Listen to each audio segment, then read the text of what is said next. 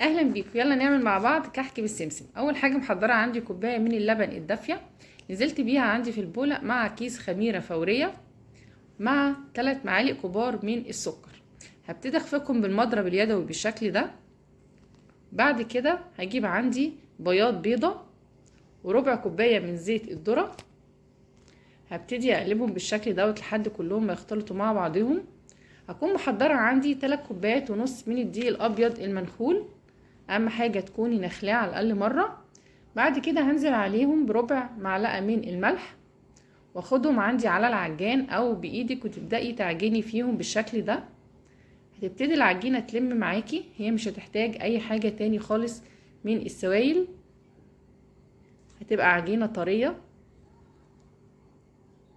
طبعا معاكي قناه مطبخ فوفا، لو اول مره تشوفيني يلا اشتركي عندي وفعلي الجرس علشان كل جديد يوصلك باذن الله من وصفاتي. بعد ما اتعجنت العجينه معايا بالشكل ده وبقت عجينه طريه، هبتدي بقى اطلعها من العجان، احطها في بوله واسيبها لمده نص ساعه تختمر لحد ما حجمها يتضاعف معايا.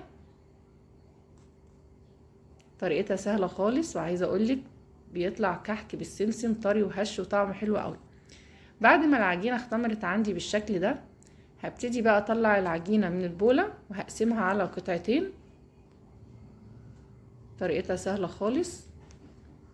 هاخد اول قطعه هكورها واشيلها عندي في البوله على جنب، وهبتدي اشتغل في القطعه التانية. هجيب عندي النشابه وهبتدي افردها بسمك 2 سنتي زي ما انت شايفه بالشكل ده.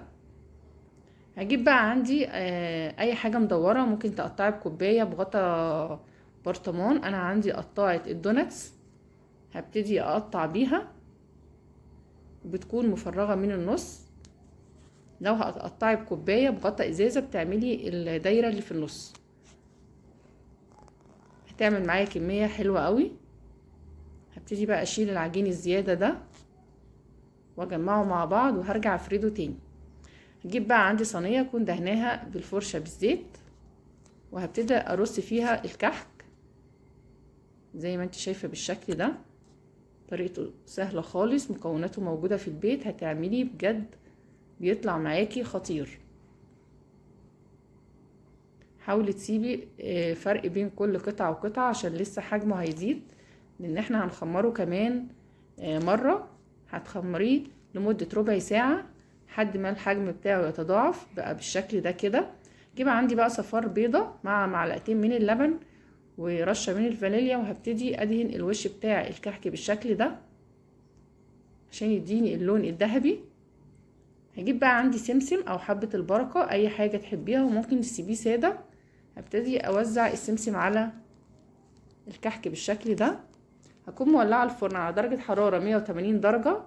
اول ما الفرن يسخن معايا هدخله، هيقعد معايا في حدود ربع ساعه. اول ما الاقيه احمر من تحت بولع الشوايه، بياخد اللون الذهبي وبيطلع معايا وبيبقى بالشكل ده. لو عجبك يلا اعمليه، ومتنسيش اللايك والشير، والف هنا وشفا. السلام عليكم.